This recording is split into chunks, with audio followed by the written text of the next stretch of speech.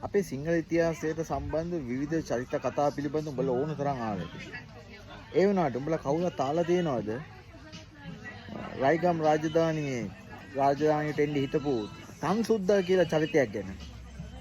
මං හිතන්නේ 99ක් මහල ඇති කියලා.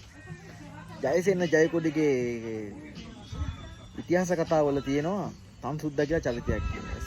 සත්‍ය චරිතයක්. මිනිහා එංගලන්තේ ඉඳලා ලංකාවට ඇවිල්ලා පදිංචි වෙලා ඔය හොරණ ඒ පැත්තට වෙන්න තමයි ඉඳලා තියෙන්නේ. ඉතින් මිනිහාගේ විනෝදාංශය තමයි ලංකාවේ කාන්තාවන්ගේ පියවරු බලන එක, අතගාන එක, චිත්‍රයට අඳින එක.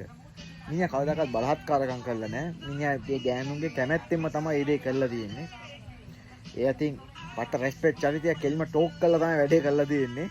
හැබැයි මිනිහා එක දෙයක් කරා. මොකද ඒ දවස්වල ලංකාවේ රබර් කියන එක පට්ට තනිකර ආදායම් උල්පතක්. රබර් ගහක් තියෙනවා කියන්නේ ආදායම් උල්පතක්.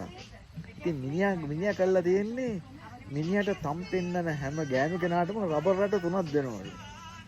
ඉතින් ගොඩක් අය ඉතින් මිනිහත් එක්ක කැමැත්තෙන් තමයි ඉතින් අර මිනිහා රබර් රට 3ක් දෙන නිසා ගොඩක් අය කැමැත්තෙන් තමයි තම්සුද්දට මේ තම් පෙන්නලා තියෙන්නේ.